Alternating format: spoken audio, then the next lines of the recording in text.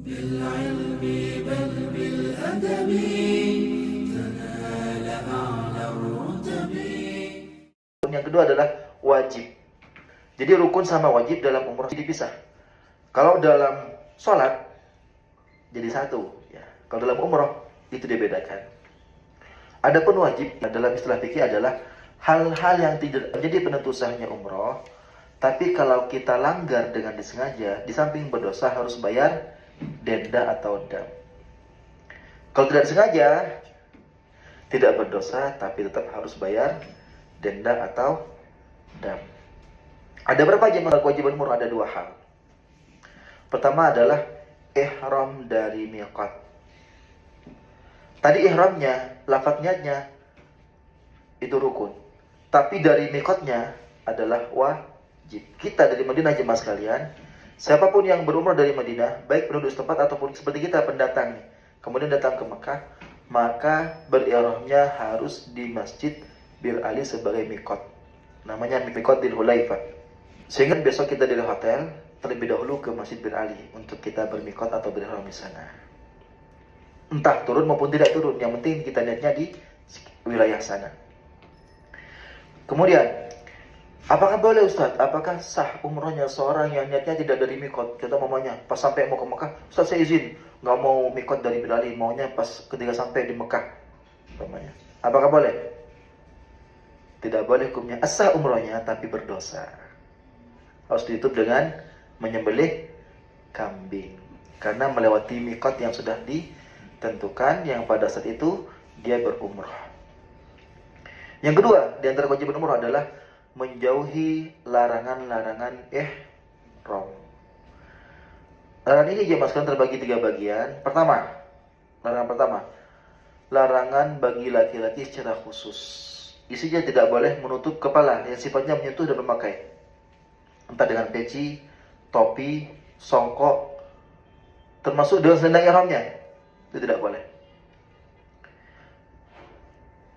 Bagi laki-laki yang kedua adalah tidak boleh memakai pakaian yang berjahit. Berbentuk pakaian yang kita pakai setiap hari seperti kaos dalam. Pakaian dalam ya.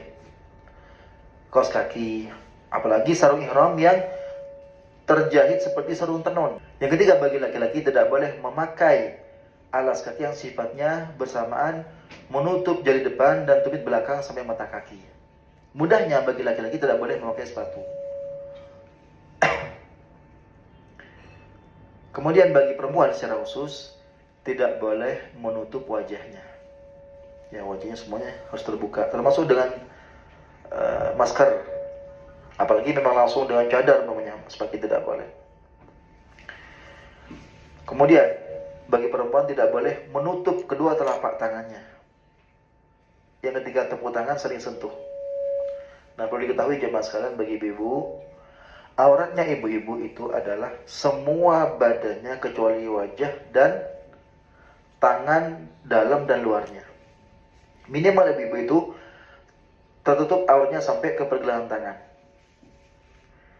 Sehingga ibu-ibu biar aman ibadah sholat dan tawafnya, termasuk selama berihramnya, masing-masing memiliki manset agar tidak terbuka. Ya. Kenapa jemaah sekalian?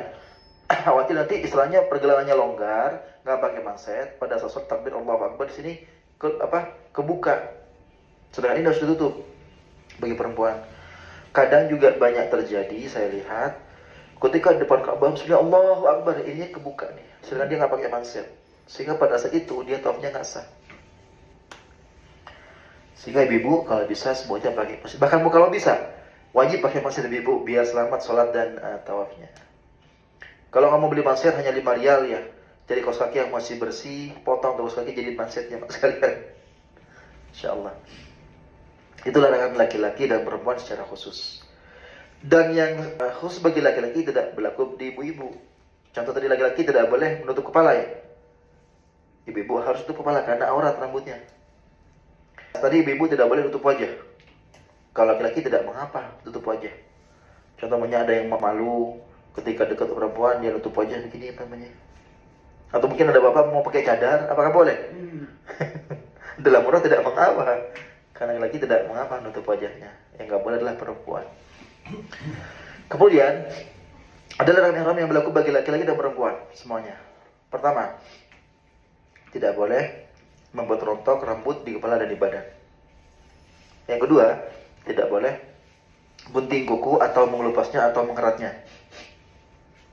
Kemudian tidak boleh memakai wangi-wangian.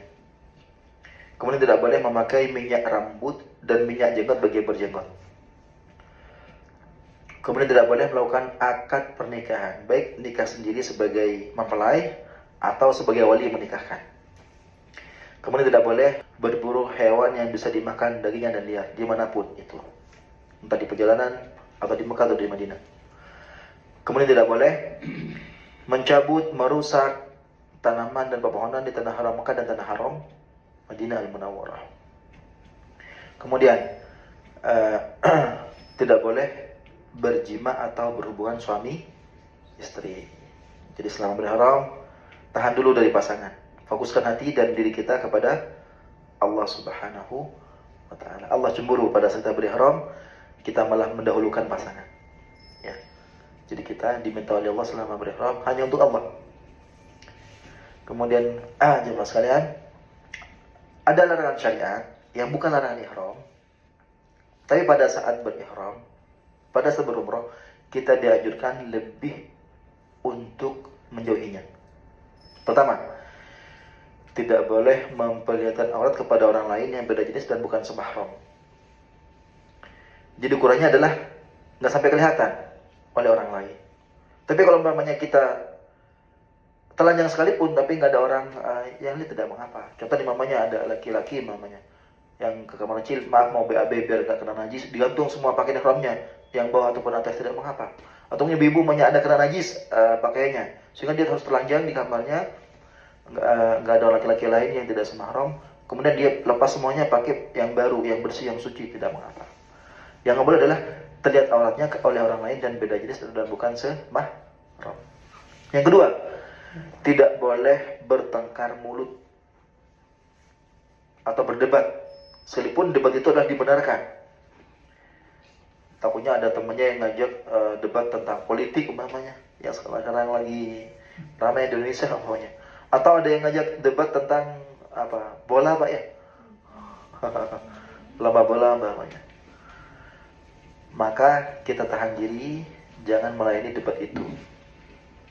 Bahkan kalau umpamanya ada hanya debat, Bapak Ibu jawab aja, labbaik Allahumma labbaik, labbaik la syarika laka labbaik, biar sadar bahwa kita lagi sama-sama ihram gitu.